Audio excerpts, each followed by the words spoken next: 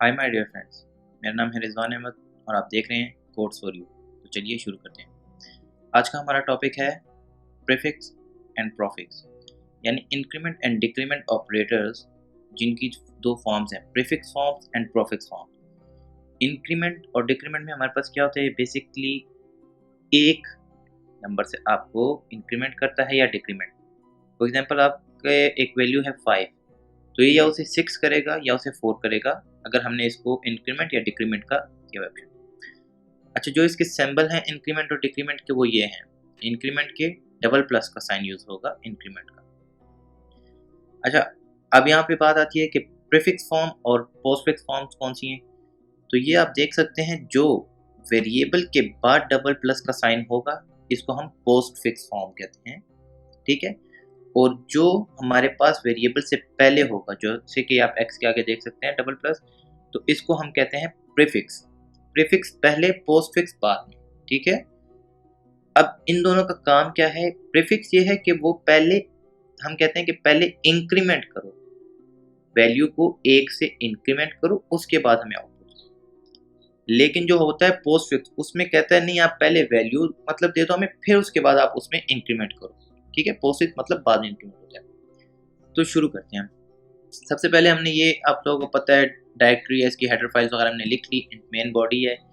यहाँ पे हम क्या कर रहे हैं, इंट हमने एक डेटा टाइप लिया, इंटीजर डेटा टाइप लिया, ए बी एक्स वाई, ये हमने 4 वेरिएबल डिक्लेयर किए हैं।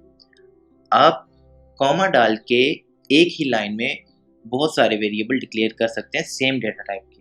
जिस तरह अब ये 4 जो वेरिएबल हैं ये इंटीजर ही डेटा टाइप हैं इनकी, ठीक है। अब नेक्स्ट स्टेप में क्या हो रहा है, हमने इनको एक वैल्यू असाइन की है। अब ये 0 असाइन हो रहा है इन सब को, लेकिन किस तरह। 0 असाइन हो रहा है y को, y की वैल्यू अब 0 है, तो y की वैल्यू असाइन हो रही है x को, तो x को भी 0 असाइन हो गया। इसी तरह x से b और b से a को, ये सब को, चारों को वो क्या होगा, 0 असाइन होगा। अब यहाँ पे तो हमने 0 वैल्यू असाइन कर दिया, और हमने अब क्या किया, हमने पोस्ट फिक्स पे अप्लाई किया। सेम लाइन में a की वैल्यू 0 रहेगी, लेकिन इस लाइन से जब हम पलटेंगे नेक्स्ट लाइन में जब हम मूव करेंगे, तो a में एक इंक्रीमेंट हो जाएगा 1 का, ठीक है। अब इस स्टेप में a की वैल्यू 0 है, लेकिन जब यहाँ पे a आएगा तो इसकी वैल्यू 1 हो चुकी है, तो b में अब क्या असाइन हो गया, 1, ठीक है।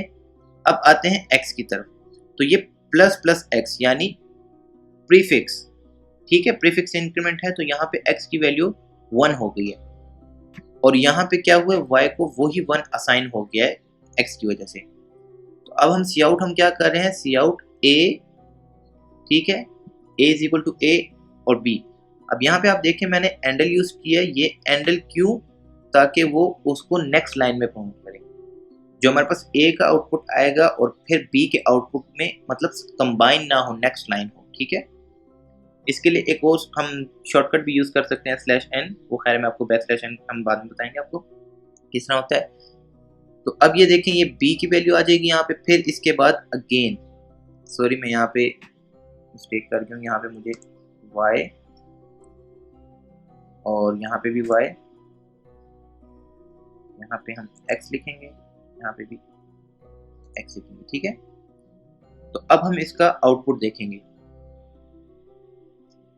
तो जैसे कि आप देख सकते हैं, हमारे पास a is equal to 1, b is equal to 1, x is equal to 1, y is equal to 1, यानी हमारे पास चारों जो हैं वो हमारे पास क्या आए हैं, 1 1, जबकि हमने तो उनको 0 असाइन की थी वैल्यू यहाँ पे। लेकिन ये प्रीफिक्स और पोस्टफिक्स के जरिए इसमें 1 का इंक्रीमेंट होता है।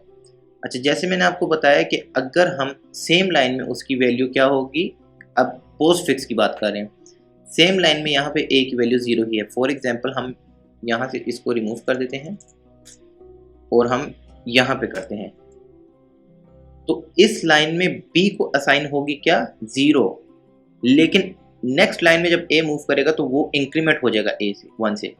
तो अगर अब हम सी आउट करेंगे तो हमारे पास a 1 होगा, लेकिन b हमारे पास 0 होगा। चलें देखते हैं। तो ये आप देख सकते हैं कि a हमारे पास 1 आ गया, लेकिन b हमारे पास 0 आया। क्यों, जैसा कि मैंने आपको इधर बताया है कि इस लाइन के ज़रिए यहाँ पे पोस्टफिक्स अप्लाई हो रहा है कि आप पहले असाइन करो, बाद में आप इंक्रीमेंट करो। तो बी को बेसिकली 0 असाइन हो गया क्योंकि ए की करंट वैल्यू 0 है, लेकिन जिस तरह ही हम नेक्स्ट लाइन में मूव करते हैं तो ए की वैल्यू इंक्रीमेंट हो जाती है, तो इसलिए हमारे पास यहाँ पे ये बी 0 आया है। ठीक है, तो फ्रेंड्स ये इंक्रीमेंट के लिए था।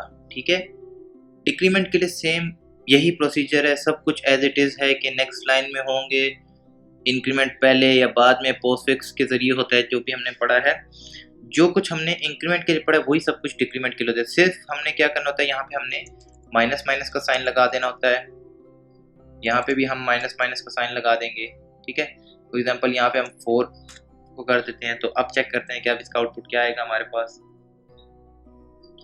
तो ये आप देख सकते हैं हमारे पास आउटपुट क्या आ गया, 3 4 3 3। ठीक है, अब ये क्यों, देखो पहले में 3 दूसरे में 4, क्यों, करंट ए की वैल्यू अभी 4 है, बी की भी, सब की वैल्यू 4 है। ठीक है, लेकिन यहाँ पे ए 3 क्यों आया, क्योंकि ये पोस्ट फिक्स है। इस लाइन में ए की वैल्यू 4 है, लेकिन नेक्स्ट लाइन में इसकी वैल्यू 3 हो जाएगी। और बी क्यों 4 आया है, क्योंकि इस लाइन में ए की वैल्यू तो 4 है ना, इसलिए बी 4 आया। तो बाद में अब यहाँ पे क्या हो रहा है, एक्स डिक्रीमेंट कर रहा है, वो पहले डिक्रीमेंट कर रहा है, इसलिए 3 3।